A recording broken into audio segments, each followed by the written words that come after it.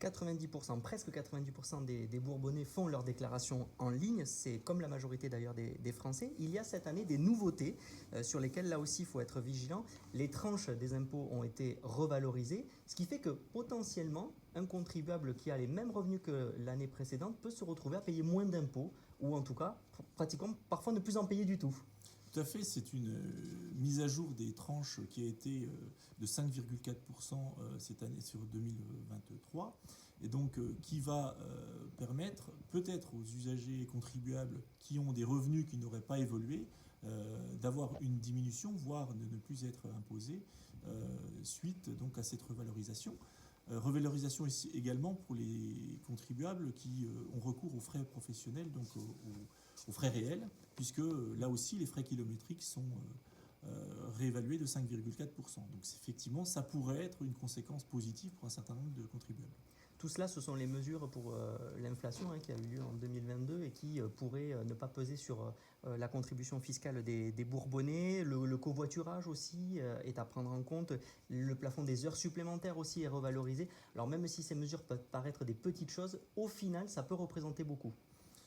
Oui, ou en tout cas, pour beaucoup de contribuables, ça peut représenter une petite partie de baisse en fait de leur contribution, puisqu'il y a effectivement des efforts qui ont été faits sur des plafonds qui ont été rehaussés d'exonération, vous l'avez indiqué, sur les heures supplémentaires, sur une prime, sur des primes qu'ils ont pu percevoir, et également sur les prises en charge pour les enfants, donc des gardes d'enfants, avec là aussi des relèvements de plafond, qui permettent d'améliorer l'exonération, d'augmenter l'exonération pour les contribuables, et donc in fine leur permettre de faire baisser leur contribution.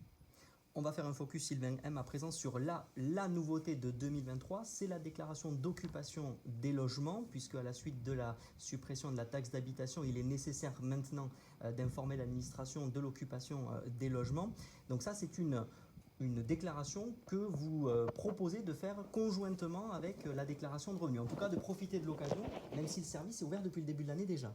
Tout à fait, et qui se terminera, en tout cas l'obligation se terminera au 30 juin, donc il faut encourager tous les contribuables à le faire à l'occasion de la déclaration de revenus, puisqu'ils seront sur leur site et sur leur compte impôts.gouv, et que d'ailleurs dans leur parcours déclaratif, ils auront une alerte parce qu'ils sont propriétaires, qui leur signifiera qu'il est nécessaire de pouvoir décliner l'occupation des locaux dont ils sont propriétaires, donc soit ils sont occupants principaux, soit effectivement il y a quelqu'un qui est dans ces locaux et donc ils nous disent qui.